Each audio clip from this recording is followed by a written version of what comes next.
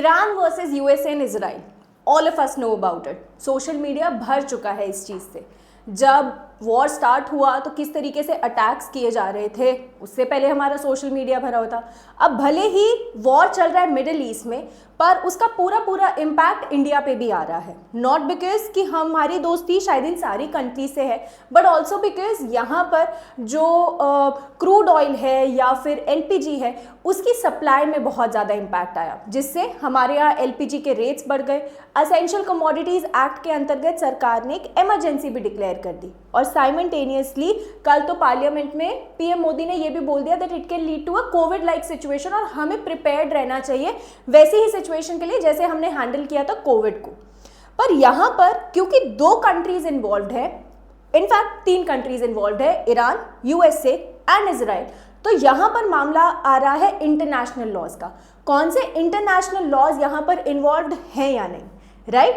So hi guys, this is Surbhi Bhatia and I bring to you a very special session about the international laws in USA, Israel, Iran context, right? जिसमें हम discuss करने वाले हैं कि United Nations, जिसका नाम हम सबसे पहले लेते हैं इंटरनेशनल ऑर्गेनाइजेशंस के एस्पेक्ट में, इंटरनेशनल रिलेशंस के एस्पेक्ट में, कहाँ है यूनाइटेड नेशंस? यूएन चार्टर के क्या किसी लॉज का, किसी आर्टिकल का यहाँ पर वॉयलेशन हो रहा है या फिर वॉर अलाउड है इसके अंडर?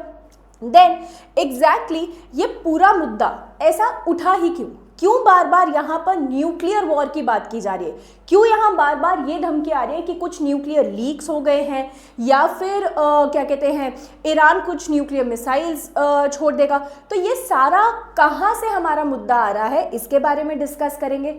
उसके बाद एक स्ट्रेट का नाम तो अब सबने सुना होगा, स्ट्रेट ऑफ हॉर्मज़, तो वहाँ भी क्या कोई इंटरनेशनल लॉज का वायलेशन हो रहा है? अगर हमने उस ट्रेड को रोक दिया है फॉर द ट्रेड पर्पसेस, क्या वहाँ पे ईरान कुछ इंटरनेशनल लॉज वायलेट कर रहा है? तो आज इस पूरे वॉर को समझते हैं from the international law point of view, and let's start without any further ado. और सबसे पहले स्टार्ट करते हैं उस ट्रीटी से जो बना हमारा basis of this entire war, that is NPT treaty, nuclear non proliferation treaty, nuclear NPT, non proliferation treaty, जिसका एक सिंपल सा मतलब ये है कि 5 कंट्रीज के अलावा, कौन सी ऐसी 5 कंट्रीज? वो 5 कंट्रीज जो हमारे सिक्योरिटी काउंसिल में परमानेंट मेंबर्स है। कोई बता सकते हैं कौन सी? कौन सी? USA, UK, France, Russia and China. इस ट्रीटी के अकॉर्डिंग जो 1970 में साइन हुई थी, इन 5 कंट्रीज के अलावा और कोई भी न्यूक्लियर पावर नहीं बन सकता है। तो 1970 से पहले ही ये जो कंट्रीज थी ये न्यूक्लियर टेस्ट कर चुकी थी and they were already the nuclear powers, right?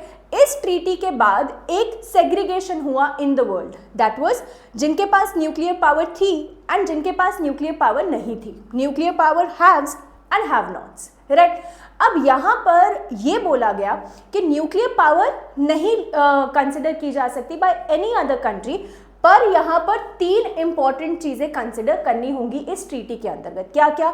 सबसे पहला, non proliferation, that simply means कि आप अपनी कंट्री में न्यूक्लियर टेस्ट नहीं कर सकते हैं, आप न्यूक्लियर एनर्जी का डेवलपमेंट नहीं कर सकते हैं, except it's for a peaceful use. Peaceful use such as आप यूरेनियम को यूज करना चाहते हैं for electricity, for energy purposes, सिर्फ इन चीज़ों के लिए यूज़ की जा सकती है। पर in the aspects of warfare, in the aspects of लड़ाई झगड़ा, हम न्यूक्लियर पावर को बिल्कुल यूज़ नहीं कर सकते। And then is disarmament, that simply means कि अगर कोई कंट्री ट्राई भी कर रही है ऐसा करने का, तो हम उस चीज़ को वहीं पे कैंसल आउट कर देंगे। तो जो ये एनपीटी ट्रीटी थी, इंडिया ने बहुत स्ट्रैटेजिकली इसे साइन नहीं किया था। इसके जो 2 मेन नॉन सिग्नेटरीज हैं, those R India and Pakistan. India और पाकिस्तान ने इसे साइन नहीं किया था बिकॉज इंडिया तो बहुत स्ट्रैटेजिकली ये समझ चुका था कि अगर हमें अपने देश को आगे बढ़ाना है, अगर हमें वो इंटरनेशनल थ्रेट से डरना है, तो हमें न्यूक्लियर पावर बनना बहुत ज़रूरी है, जिसका एक पहला पर अनसक्सेसफुल अटेम्प्ट हुआ था during the tenure of Indira Gandhi. और एक सक्सेसफुल अटेम्प्ट हुआ था 1998 या 9 के वक्त during the tenure of Atal Bihari Vajpayee. इस पे एक मूवी भी आई थी पोखरान, अगर आप लोगों ने देखी हो तो आपको ये पूरा क्लियर पिक्चर समझ आ जाएगा कि न्यूक्लियर पावर बनना इंडिया के लिए कितना इंपॉर्टेंट था और आज वही चीज़ कितनी फ्रूटफुल है, राइट। तो अ वाइज डिसीजन ऑफ 1970 हमें यहाँ तक लेकर आया। इजराइल भी पहले इसका सिग्नेटरी था, पहले इसका पार्टी था, पर बाद में इसने इसे छोड़ दिया था, ट्रीटी को छोड़ दिया था और इसका स्टेटस शिफ्ट हो गया था नॉन पार्टी पे। एक और कंट्री जिसके बारे में मीम्स आप लोगों ने बहुत देखे होंगे, नॉर्थ कोरिया, जहाँ पर ये था कि नॉर्थ कोरिया तो वेट कर रहा है कि उस पर कोई अटैक हो और वो अपनी न्यूक्लियर मिसाइल्स का यूज़ करे। तो नॉर्थ कोरिया भी पहले इसका पार्ट था, पर बाद में इसने भी छोड़ दी थी इस ट्रीटी को और वो नॉन पार्टी बन गया था। तो यहाँ पूरा का पूरा पर्पस इस ट्रीटी का सिर्फ इतना है कि न्यूक्लियर पावर का डेवलपमेंट हो तो सिर्फ पीसफुल पर्पसेस के लिए हो, कहीं भी कोई भी कंट्री इस तरीके से न्यूक्लियर पावर को डेवलप ना करे कि वो आगे जाके ह्यूमन काइंड के अगेंस्ट ही यूज़ हो, राइट। तो ये सारी कंट्रीज कोशिश करती थी कि किसी भी तरीके से न्यूक्लियर पावर कोई और डेवलप ना करे। तो पिछले कुछ सालों में ये सवाल उठने लगे कि क्या ईरान न्यूक्लियर पावर को वॉरफेयर के लिए डेवलप कर रहा है। इरानियन रेवोल्यूशन के बाद कहीं ना कहीं एक ऐसा एस्पेक्ट स्टार्ट हुआ जहां पर यूरेनियम बहुत अबंडेंस में इकट्ठा होने लगा इन ईरान, ठीक है। वो गैदर अराउंड करने लगे यूरेनियम रिसोर्स। अब उनका पॉइंट ऑफ व्यू ये था कि हम ये जो कुछ भी कर रहे हैं हम कर रहे हैं पीसफुल यूज़ के लिए, हम मेंबर हैं इस ट्रीटी का और यहाँ पर हमारा रिलीजियस एस्पेक्ट भी हमें अलाउ नहीं करता कि हम न्यूक्लियर पावर की तरफ जाएं या फिर उसे ह्यूमन काइंड के अगेंस्ट यूज़ करें। इस वजह से यहाँ पर electricity, energy and other peaceful uses के लिए यूरेनियम का रिसोर्स गैदर करना is absolutely all right, it's absolutely legal. ये था ईरान का इंस्टेंस। पर ईरान के ही जो पड़ोसी थे इजराइल, जिनसे इनकी बिल्कुल भी नहीं बनती है, जिनसे ईरान और इजराइल की बिल्कुल नहीं बनती है। अब इजराइल का मानना ये था कि एक तो ईरान ऑलरेडी हमारे इंटरनल मैटर्स में कहीं ना कहीं इंटरफेयर करता है with lot of organisation such as Hamas जैसे मिलिटेंट ऑर्गेनाइजेशंस बहुत ज़्यादा इजराइल में इंटरफेयर करते हैं। इस वजह से इन लोगों की बहुत ज़्यादा दुश्मनी है और ये सिर्फ एक नहीं है, ऐसे बहुत सारे, ठीक है। अब इनका मानना ये था कि ईरान बस ऐसा बता रहा है कि हम पीसफुल पर्पस के लिए कर रहे हैं, पर एक्चुअली ये अपने आप को न्यूक्लियर पावर डिक्लेयर करने वाला है। यूएसए भी कहीं ना कहीं ये सोच रहा था कि अगर ईरान बन गया न्यूक्लियर पावर तो बहुत ही दिक्कत हो जाएगी। तो then suddenly because of all of the speculations Israel ने अटैक कर दिए ईरान पे। अटैक्स इतने अबंडेंट हुए, एकदम से हुए एंड इतने स्ट्रैटेजिक थे कि जो भी मेजर लीडर्स थे, राइट, ईरान के, उन सब की डेथ हो गई। B it the head of defence ministry of Iran, B it जो वहाँ के मिलिट्री के चीफ थे, बी इट खमीनी, राइट। तो यहाँ पर इन सब के डेथ होने के बाद सब लोगों को ये लगा कि अरे Iran is on losing and, पर ईरान ने उसके बाद भी बहुत से स्ट्रैटेजिक मूव्स किए। तो ओवरऑल यहाँ पर एनपीटी के एस्पेक्ट से ये अटैक को कहीं ना कहीं किया गया बाय इजराइल ऑन ईरान, और इजराइल ने जब मदद मांगी यूएसए से तो यूएसए ने भी यहाँ पर साथ दे दिया। इसलिए ये वॉर बन गया Iran versus Israel and USA. So पूरा का पूरा जो सार था वो सिर्फ इसलिए था कि एग्जैक्टली यहाँ पर किसी भी तरीके का न्यूक्लियर डेवलपमेंट नहीं होना चाहिए ईरान में। अब यहाँ पर अगर हम यूएन चार्टर की बात करें या safe guard of all states, all countries की बात करें, अब क्यों मैंने स्टेट्स बोला, क्योंकि इंटरनेशनल लॉ में तो हमारी ये कंट्री स्टेट्स कहलाई जाती है ना, राइट। तो यहाँ पर यूएन चार्टर जो हमारा 1945 में आया था, which is a safeguarding, जो हमारा पूरा डॉक्यूमेंट है, जैसे कंट्री के लिए कॉन्स्टिट्यूशन है वैसे UN charter is for every country in this world.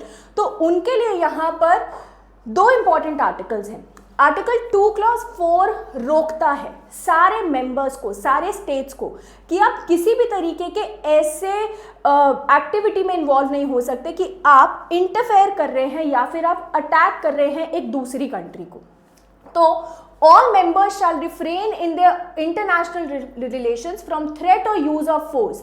ना तो तुम किसी को डरा सकते हो, ना ही फोर्स को यूज कर सकते हो अगेंस्ट टेरिटोरियल इंटेग्रिटी और political independence of any state. तो ना तो टेरिटरी पे इम्पैक्ट कर सकते हैं, अटैक कर सकते हैं, और ना ही साथ में किसी की भी क्या कहते हैं पॉलिटिकल इंडिपेंडेंस में इंटरफेयर कर सकते हैं। हर स्टेट को ये चीज़ मना है। अगर किसी ने ऐसा कुछ किया भी, जैसे रशिया ने यूक्रेन पे अटैक कर दिया था, तो यहाँ पर उन पे सैंक्शंस भी इम्पोज किए जाते हैं। Sanction is kind of a punishment, sanction is kind of a fine जो इम्पोज किया जा सकता है, या फिर टेरिटरीज क्या करती है या स्टेट्स क्या करती हैं, अपना टैक्सेस बढ़ा देंगी या फिर अपना ट्रेड कम कर देंगी। It's kind of a punishment for them, right. तो सैंक्शंस इम्पोज कर दिए जाते हैं। तो यहाँ पर एक जनरल एस्पेक्ट है कि हम किसी भी स्टेट पे फोर्स यूज नहीं कर सकते हैं, पर इसके दो एक्सेप्शंस हैं। पहला, या तो सिक्योरिटी काउंसिल से परमिशन ले लो, या फिर जैसे एज एन इंडिविजुअल हम लोगों का हक होता है ना प्राइवेट डिफेंस का, सेल्फ डिफेंस का, ऐसे ही स्टेट्स का भी यहाँ पर राइट होता है। अब अगर हम सिक्योरिटी काउंसिल से परमिशन लेने जाएंगे तो उसके 15 मेंबर्स, 5 परमानेंट, 10 नॉन परमानेंट, तो ये अपने आप में बहुत ही लेंथी प्रोसेस हो जाएगा। मे बी उतनी देर में कुछ बहुत इंपॉर्टेंट एरियाज पे अटैक हो जाए, इम्पैक्ट आ जाए। इसलिए आर्टिकल 51 के तहत सेल्फ डिफेंस का हक दिया गया और ये बोला गया कि अगर आपको कभी भी लगता है कि आपकी स्टेट पे किसी भी तरीके का अटैक हो रहा है, तो आप यहाँ पे प्रोपोर्शनल फोर्स, याद है बीएनएस में, आईपीसी में, टॉर्च में हमें कॉन्सेप्ट पढ़ते हैं प्राइवेट डिफेंस में, प्रोपोर्शनैलिटी, कि अगर मुझे एक थप्पड़ मारा गया तो सामने से मैं भी थप्पड़ मारूंगी, गन निकाल के शूट नहीं कर दूंगी। यहाँ भी एग्जैक्टली यही है कि अगर किसी ने बस थ्रेट ऑफ फोर्स किया है तो इसका मतलब ये नहीं है कि आप उस पर न्यूक्लियर मिसाइल छोड़ देंगे। तो यहाँ पे प्रोपोर्शनल फोर्स यूज किया जाएगा, राइट। तो nothing in this present charter shall impair the inherent right of individual और कलेक्टिव सेल्फ डिफेंस अगर एक आर्म्ड अटैक होता है against member of United Nations. तो अगर किसी यूएन मेंबर के अगेंस्ट किसी भी तरीके का अटैक होता है तो उसके पास बिल्कुल हक है कि वो सामने से अपने आप को बचाने के लिए भी अटैक कर सकता है। आर्टिकल 2 क्लॉज 4 का एक्सेप्शन है आर्टिकल 51। ये बहुत ज़्यादा तब भी न्यूज़ में था जब ऑपरेशन सिंदूर आया था। ऑपरेशन सिंदूर के वक्त भी हमने एक तरीके से सेल्फ डिफेंस में रिटेलिएट किया था, राइट। तो तब भी ये बहुत ज़्यादा न्यूज़ में था। तो ओवरऑल ये दोनों जो आर्टिकल्स हैं पिछले 1 साल से काफ़ी ज़्यादा न्यूज़ में है। इसलिए for any particular exam that you are appearing, चाहे वो आपका LLM का एग्जाम हो, चाहे UGC नेट हो, उसके लिए तो सुपर इंपॉर्टेंट है।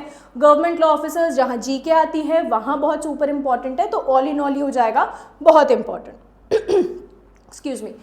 अब यहाँ पर पहले ये माना जाता था कि आर्म्ड अटैक हो गया है उसके बाद ही आप उस फोर्स को यूज कर सकते हैं, बट इवेंचुअली ग्रेजुअली ये चीज़ समझी गई कि अगर एक प्रीएम्प्टिव फोर्स भी है, प्रीएम्प्टिव मतलब अगर आपको लगता भी है कि अटैक होने वाला है, जैसे इजराइल ने इस पूरी सिचुएशन में ये बोला कि हमें लग रहा था कि हमारी तरफ अटैक होने वाला है, ईरान हम पे अटैक करने वाला है।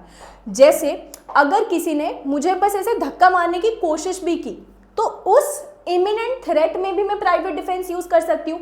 तो ये प्रीएम्प्टिव सेल्फ डिफेंस एग्जैक्टली वही एक मेन एस्पेक्ट है जो ये बोल रहा है कि अभी अटैक हुआ नहीं है पर अटैक होने की पूरी प्रोबेबिलिटी है, संभावना है। तो उसके अंडर भी आप यहाँ पर क्या कर सकते हो, अपना सेल्फ डिफेंस का आर्टिकल 51 का राइट यूज कर सकते हो, जिसमें इजराइल ने बोला कि मैंने यही एस्पेक्ट को यूज किया। अब यहाँ जरूरत क्या है कि फोर्स ही अपना इकलौता रास्ता है, उसके अलावा हमारे पास और कोई रास्ता नहीं है। प्रोपोर्शनल फोर्स होना चाहिए। और इसमें एक बहुत ही मैंडेटरी इंपॉर्टेंट चीज़ है जो अक्सर स्टेट्स भी भूल जाते हैं और हम एज स्टूडेंट्स भी भूल जाते हैं। दैट इज, अगर आप आर्टिकल 51 का यूज़ कर रहे हो तो पहले यूनाइटेड नेशन सिक्योरिटी काउंसिल को इन्फॉर्म कर दो, फटाफट इमीडिएटली इन्फॉर्म देम, ठीक है। अब यहाँ पर सिक्योरिटी काउंसिल साइमल्टेनियसली कुछ पीसफुल मेजर्स को देखेगी और यहाँ पर पूरी सिचुएशन को कंट्रोल करने की कोशिश करेगी। That should be the approach by security council. इसलिए उन्हें इन्फॉर्म करना काफ़ी ज़्यादा ज़रूरी हो जाता है, राइट। तो ऑल इन ऑल यहाँ पर UN चार्टर की बात करें तो 2 क्लॉज 4 ने बोला कि अटैक नहीं कर सकते, 51 ने बोला सेल्फ डिफेंस में कर सकते हैं। इजराइल का पॉइंट ऑफ व्यू तो हमने समझ लिया, बट ईरान की तरफ से, एज लॉट ऑफ पीपल से, ईरान की तरफ से किसी भी तरीके का अटैक हुआ नहीं था। It was just a speculation, ना तो कोई इमिनेंट थ्रेट था, कुछ भी ऐसा नहीं था। It was just a nuclear warfare कि कहीं वो न्यूक्लियर एनर्जी की तरह डेवलप ना हो जाए, जिसकी वजह से यहाँ पूरा इंस्टेंस स्टार्ट हुआ। अब देखो, रियलिटी तो हम में से किसी को नहीं पता, it is all about the speculation जो यहाँ पर हमारे ब्यूरोक्रेट्स या ये सब बताते हैं। Next is the law that is involved with war, the law of armed conflicts और इंटरनेशनल ह्यूमैनिटेरियन लॉ। याद रखना, ये ह्यूमन राइट्स नहीं है, ये ह्यूमैनिटेरियन लॉ है जो युद्ध के वक्त, वॉर के वक्त, चाहे वो कंट्री के विद इन हो, चाहे वो कंट्री दो कंट्रीज के बीच में हो, एनी विच वे, अगर किसी भी तरीके का डिस्प्यूट है, डिसरेस्ट है, अगर किसी भी तरीके का वॉर छिड़ गया है, तो ऐसे वक्त पे इंटरनेशनल ह्यूमैनिटेरियन लॉ यहाँ पर अप्लाई होता है। तो इसके कुछ प्रोविजंस का भी यहाँ पर हमें वायलेशन देखने को मिला। किस तरीके से देखते हैं, तो इंटरनेशनल ह्यूमैनिटेरियन लॉ का जो सबसे पहला इंपॉर्टेंट चीज़ है वो ये है, ठीक है वॉर चल रहा है, पर आप अटैक करिए सिर्फ उनको जो आर्मी में है, जो आर्म्ड फोर्सेस है, नॉट ऑन द सिविलियंस।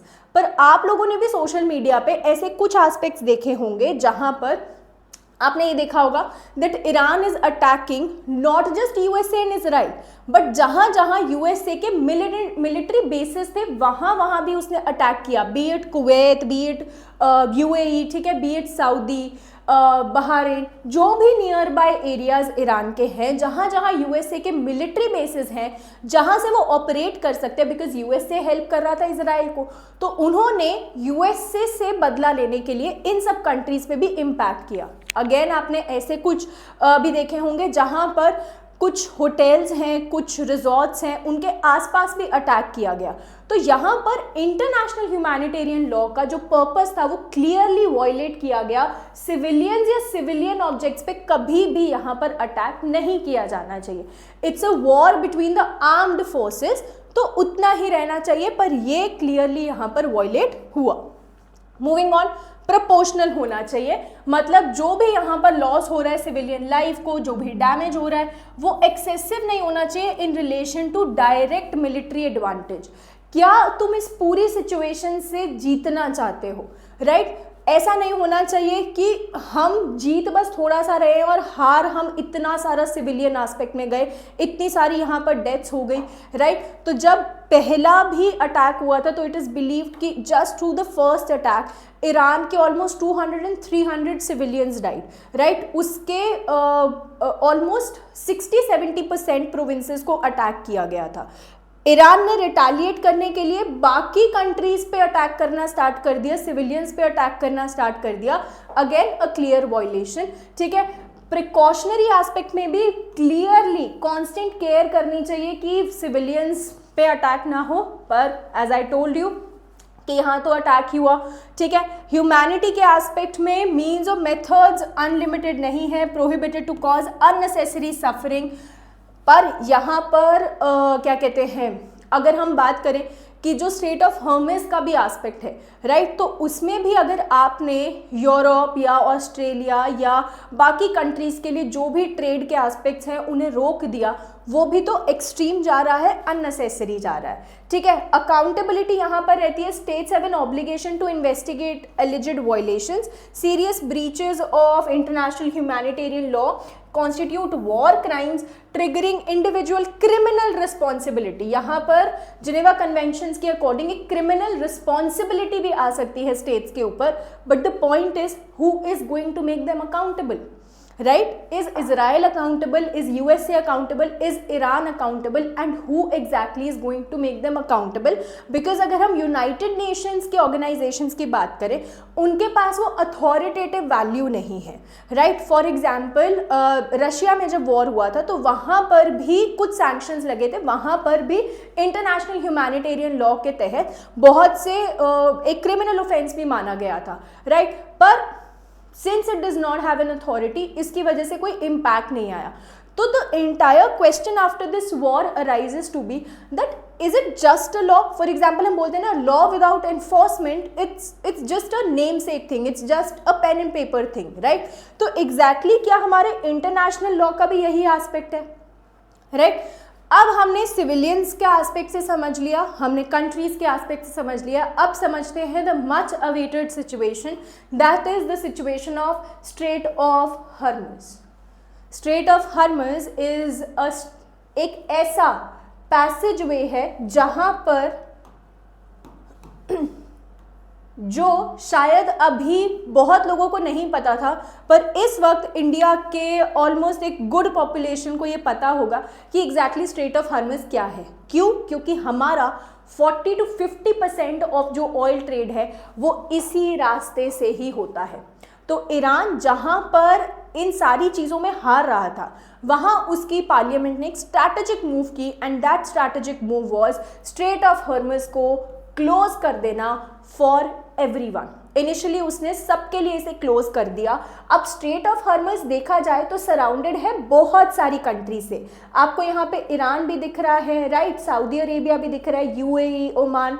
तो यहाँ पर कोई भी जो स्ट्रेट होता है वो United Nations convention on law of seas, जो हमारे लॉ ऑफ सीज हैं, उसके बेसिस पे कोई भी स्ट्रेट को हम इंटरनेशनल वाटर्स डिक्लेयर कर देते हैं। और इस इंटरनेशनल वाटर्स पे सिर्फ एक कंट्री का हक नहीं होता, एक तरीके से सबका होता है। तो सबसे पहला डिस्प्यूट ये उठा कि क्या सिर्फ ईरान के पास हक है कि वो स्ट्रेट ऑफ हॉर्मुज को यहाँ क्लोज कर सकता है, और can it be other countries is well, right? पर उसके बाद अगर हम समझे लॉ ऑफ नेवल वॉरफेयर, जो एग्जैक्टली इंटरनेशनल ह्यूमैनिटेरियन लॉ का हिस्सा है, उसमें हम स्टेट्स को दो कैटेगरीज में डिवाइड करते हैं। One is belligerents and the other one is neutrals.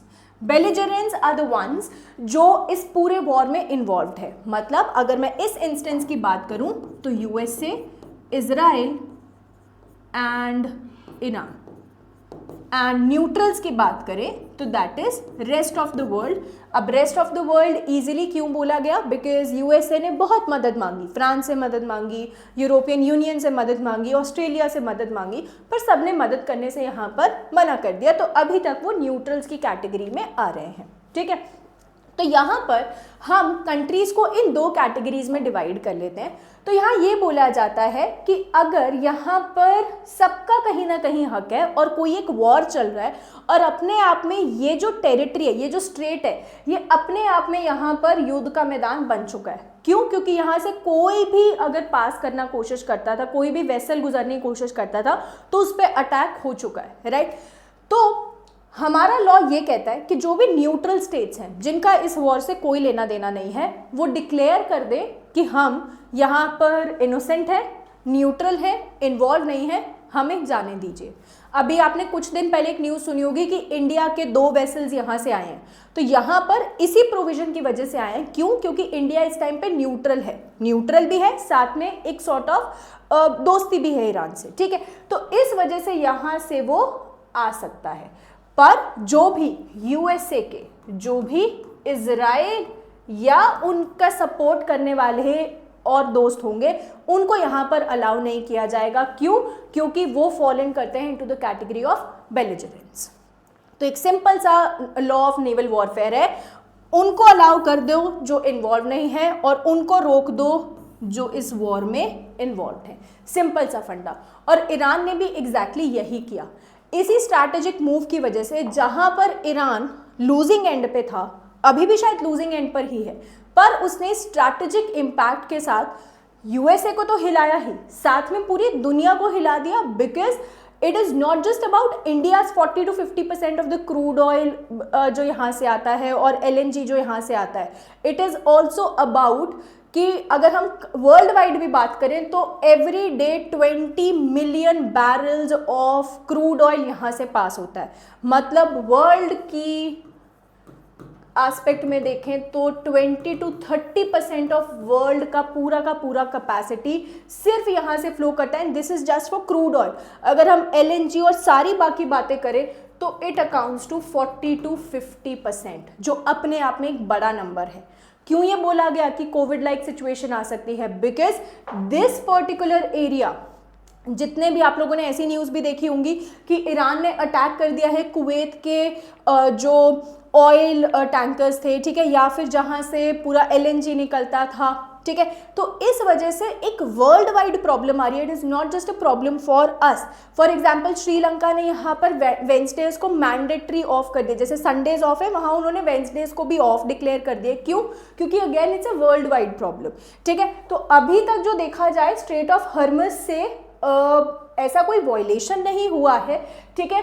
इन्होंने अलाउ कर दिया है बहुत सी कंट्रीज़ को, इंडिया अलाउड है, चाइना को अलाउड है कि वो अपने वेसल्स लेकर जा सकते हैं। तो नेवल वॉरफेयर के एस्पेक्ट में अभी भी उतना वॉयलेशन नहीं हुआ है, राइट। चलो, so that was all about this session, right.